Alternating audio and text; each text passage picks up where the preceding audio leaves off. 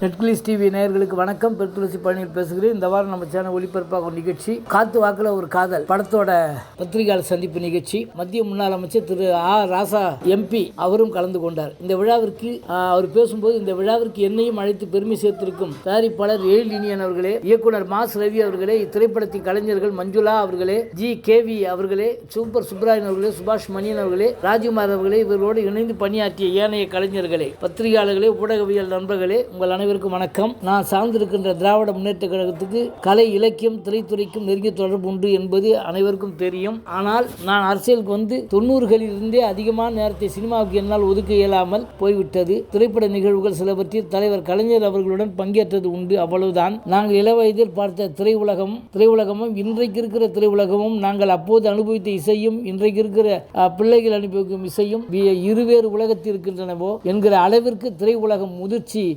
அடைந்திருக்கிறதா அல்லது சில கூறுவதை போல் சீர்திருந்திருக்கிறதா என்பதையெல்லாம் நான் மிகப்பெரிய ஆய்வுக்கு எடுத்துக் கொள்ளாதவன். ஆனால் காதலும் வீரமும் தமிழர்களின் வாழ்க்கையில் இரண்டர பின்னி இருந்தது. திராவிட இலக்கியங்கள், சங்க பாடல்களில் இருந்து பல்வேறு விதமான குறிப்புகளை பேரறிஞர் அண்ணா அவர்களும் தலைவர் கலைஞர் அவர்களும் எழுத்தில் அளித்ததை படித்து வளர்ந்தவர்கள் நாங்கள். இன்றைக்கு இருக்கிற முதலமைச்சர், திராவிட மாடலின் நாயகர் மாண்புமிகு முத்துவேல் கருணாநிதி ஸ்டாலின் அவருடைய தந்தை கலைஞர் அவர்களுடைய எழுத்தில் விளைந்த ஒரே ரத்தம் இந்த திரைப்படத்தில் நடித்திருப்பார். அந்த படத்தில் சாதி ஒழிப்பு குறித்த மைய கருத்து அடிநாதமாக இருக்கும். எப்போதுமே ஒரு கருத்தை செயற்கையாகவோ இயற்கையாகவோ நம் மீது வரித்து கொள்ளும் போது அதனால் ஏற்படும் விளைவுகள் அதிகம். நானும் கூட 8ஆம் வகுப்பு படிக்கும் வரை திராவிட இயக்கம் என்றால் என்ன, பெரியார் யார், அண்ணா யார், கலைஞர் யார் என்று அறியாதவன். ஏதோ ஒரு பேச்சு போட்டியில் கலந்து கொண்டே தமிழாசிரியர் எழுதி கொடுத்ததை பேசி பரிசு பெற்றேன். அதன் பிறகு தமிழ் மீது ஈடுபாடு வந்தது. பெரியாரை, அண்ணாவை, கலைஞரை அவர்கள் வாயிலாக சங்க இலக்கியத்தை, திராவிட பண்புகளை எல்லாம் அறிந்தேன். முறை நாடாளுமன்ற உறுப்பினராக 3 முறை ஒன்றிய அமைச்சராக இருந்தேன். அதில் மிகப்பெரிய சோதனை வந்தும் அதை எதிர்த்து நிற்கும் வலிமை உள்ளவனாக நின்று கொண்டிருக்கிறேன். இந்த வலிமை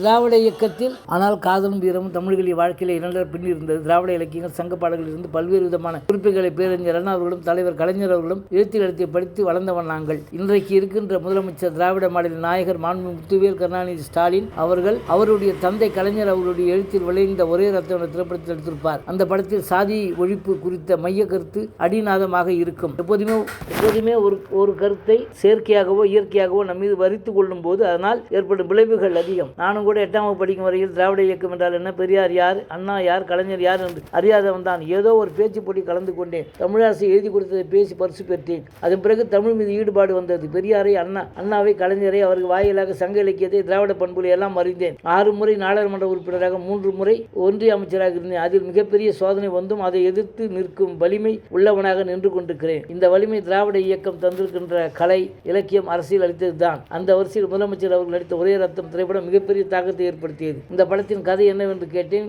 முன் வெளியிட்டு தகட்டை பார்க்கும் வாய்ப்பை பெற்றேன். நான் முன்பே குறிப்பிட்டது போல கலை, இலக்கியம், காதல், வீரம் எல்லாம் தமிழர்களுக்கு என்று இருக்கின்ற தனி செம்மாந்து விழுமியங்கள். எங்குற்றான் உந்தன் மகன் எனும் குரல் கேட்ட தாய்கிழவி பொங்குற்ற துயரை அடக்கி புலி போன இடம் நான் அறியேன், போர்க்களம்தான் போயிருக்கும், புலி இருந்த குகை இதுதான் என்று தன் வயிற்றை சுட்டி காட்டிய தமிழ் என்று கலைஞர் எழுதினார். அந்த கலைஞர் தான் ஏறு தழுவுதல் ஆடவருக்கு அழகு, அவர் வாயில் வெற்றிலை சாறு தடவுதல் மகளிருக்கு அழகு என்று காதலையும் சொல்லியிருப்பார். அப்படி காத்து வாக்குல ஒரு கதையை கேட்ட போது 2 உண்மையான காதல்கள் சந்திக்கின்ற தடையும், அதுவும் ஒரு குறிப்பிட்ட பூலோக பகுதியில் இருக்கின்ற தடைகள் எல்லாம் தாண்டி வருகின்ற அந்த ஓட்டத்தை தந்திருப்பதாக சொன்னார்கள். சினிமாவாக இருந்தாலும், கலையாக இருந்தாலும், இலக்கியமாக இருந்தாலும் சமூகத்தில் இருக்கின்ற புழுக்கத்தை, சமூகத்தில் இருக்கின்ற கொதிப்பை வெளியே கொண்டு வந்து அவற்றை தீர்க்கக்கூடிய தீர்க்கமான ஆயுதமாக இருக்க வேண்டும் என்று விரும்புகின்ற இயக்கம் திராவிட இயக்கம். உலகத்தில் இருக்கின்ற எத்தனையோ காதல் கதைகளை எல்லாம் சுருக்கி வைத்து பார்த்தா 2 விஷயம்தான். உன்னை நான் காதலிக்கிறேன் அல்லது நான் காத்து கொண்டு இருப்பேன். இதற்கு தான் இவ்வளவு பெரிய இலக்கியங்கள். இன்றைக்கு இருக்கிற சாதியம், அரசியல், பொருளாதார வேறுபாடு, மதவெறி இவைகளை எதிர்த்து ஒரு காதல் வெற்றி பெற வேண்டும் என்றால் அதுக்கு இளமை மட்டும் காரணம் அல்ல, அதையும் தாண்டி ஒரு மனப்பக்குவமும் புரிந்து கொள்கின்ற ஆற்றலும் வேண்டும் என்கிற அந்த உணர்வோடு இந்த படம் எடுக்கப்பட்டிருக்கும் என்று நான் நம்புகிறேன். அப்படிப்பட்ட ஒரு படம் வெற்றி பெற வேண்டும் என்று நான் உழைக்கிறேன். அதற்காக உழைத்த அத்தனை பெருமக்களையும் பாராட்டி என்னுடைய வாழ்த்துக்களை தெரிவித்துக் கொள்கிறேன். நன்றி, வணக்கம் என்றார். சென்கம் சுப்ராயன் பேசுவோம். என் நண்பர்களாக அனைத்து பத்திரிகை மற்றும் ஊடகத்தில் வணக்கம். இப்படம் மிகப்பெரிய வெற்றியை அடையும். ஏனெனில் அறிமுக இயக்குனர் பலரது படங்களில் நான் பணியாற்றிருக்கிறேன், அத்தனையும் வெற்றி பெற்றன என்றார். இயக்குனர் சுப்பிரமணிய சிவா பேசும்போது, இந்த படத்தின் இயக்குனர் மாஸ் ரவி தனது பல வருட நண்பன், என் தம்பி, அவர் மிகவும் கஷ்டமான சூழ்நிலை பலவற்றை கடந்து வந்தவர். இத்திரைப்படத்தின் வாயிலாக கதாநாயகனாகவும் இயக்குநராகவும் களம் இருக்கும்போது மிகவும் சந்தோஷமாகவும் பெருமையாகவும் உள்ளது. அதற்கான களம் அமைத்து